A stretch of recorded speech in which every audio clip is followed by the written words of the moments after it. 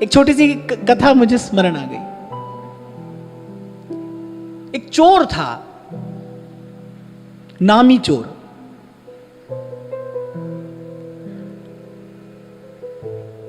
चोरों में भी तो प्रतिष्ठा होती है। नामी चोर माने कभी पकड़ा गया ही नहीं, कभी हाथ ही नहीं आया किसी की। ऐसी कृपा हुई, किसी दिन सत्संग में पहुंच गया, संत अच्छे लगे, जाने लगा। एक दिन चरणों में जाकर बैठ गया, सारी बात कह दी और कहा कि आप मुझे अपनी शरण में लीजिए। अब संत भी सच्चे संत थे। संत ने ना तो ये कहा कि तुझे चोरी करना छोड़ना पड़ेगा, संत ने ना उसको नरक का भय दिखाया ना कुछ। संत ने कहा ठीक है, मैं तुझे भगवान नाम सुनाऊंगा, 4 बात मेरी माननी पड़ेगी। जी महाराज। पहले एक तो कभी किसी गरीब के घर चोरी नहीं करना, पहली बात। दूसरी बात, झूठ नहीं बोलना। चोरी करना लेकिन झूठ नहीं बोलना। तीसरी बात, बोले जिसका नमक खाओ उसकी चोरी नहीं करना। और चौथी बात यह कि तुम्हारे किए का दंड देखना कभी किसी और को ना मिले। संत ने ये तो कहा ही नहीं चोरी नहीं करना, 4 बात कह दी। अब संस्कारी जीव रहा होगा, उसने गुरु चरणों पे हाथ रखकर कहा कि जो आज्ञा महाराज। संत ने नाम सुना दिया। अब थोड़ा बहुत भजन भी करने लगा, सत्संग भी करने लगा। चोरी तो स्वभाव में थी। अब मन हुआ कि चलो चले आज। गुरुजी की सबसे पहली बात याद आई। पहली बात, गरीब के घर चोरी नहीं करना। अब बोले गरीब के घर नहीं जाना है तो अब कौन गरीब अमीर के झंझट में पड़े। बोले चलो आज राजा के घर चोरी करते हैं। गरीब के घर नहीं जाना है तो राजा के घर चलते हैं। अब बढ़िया सुंदर कीमती पोशाक पहनी, पहुंच गया महल में। दरबार ने पूछा कौन। अब दूसरी बात याद आ गई। गुरुजी ने कहा था झूठ नहीं बोलना। अब उसने कहा झूठ तो बोल नहीं सकते। दरबार ने पूछा कौन। उसने कहा चोर। अब दरबार ने कहा कि चोर थोड़ी खुद को चोर कहता है। बोले ऐसी कोई मित्र संबंधी होगा। उसने कहा आप जाइए महाराज जाइए। पहुंच गया भीतर। अब समेट लिया सब माल उसने।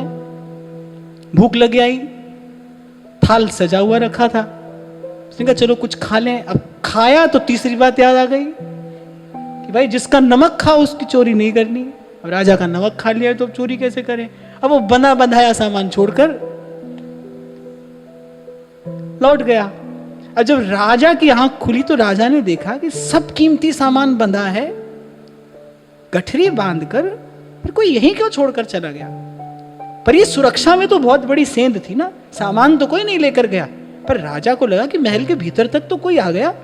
तो राजा ने कहा कि शहर के जितने चोर हैं सबको बुला कर लाओ। अब सब पकड़ लिए गए। अब राजा ने कहा कि इन सबको ले जाओ और डाल दो कारागार में। उसके कान में खबर पड़ी। गुरुजी ने चौथी बात क्या कही थी कि भाई तुम्हारे किए का दंड कभी किसी दूसरे को नहीं मिलना चाहिए। दौड़ कर गया, राजा के सामने उपस्थित हो गया। बोले सब काम हमारा है। राजा ने सारी कथा पूछी। उसने सारी कथा जो कि त्यों सुना दी। ऐसे ऐसे हमारे गुरुजी ने 4 आज्ञा हमको दी थी और ये सब कार्य हमने किया। राजा अपने सिंहासन से उठा। राजा ने कहा भाई सदुपदेश देने वाले गुरु तो हमने बहुत देखे हैं, लेकिन गुरु का शब्द जो का त्यों अपने जीवन में उतार देने वाला चेला हम पहली बार देख रहे हैं। बोले ऐसा शिष्य हमने पहली बार देखा है। राजा ने कहा कि निश्चित रूप से तेरा गुरु भी गुरु ही होगा, जिसने तेरे जैसे व्यक्ति के भीतर इतना बड़ा परिवर्तन उपस्थित कर दिया, तो तेरा गुरु भी गुरु ही होगा। पर राजा ने कहा कि भाई तेरा गुरु तो तेरा गुरु है, पर आज से मेरा गुरु तू है। मैं तुझे अपना गुरु मानता हूं। राजा ने बैठा लिया सिंहासन पर। अब गुरु की बात मानने से क्या हुआ है कि गुरुजी तो चोर के गुरु बने, चोर राजा का गुरु बन रहा है।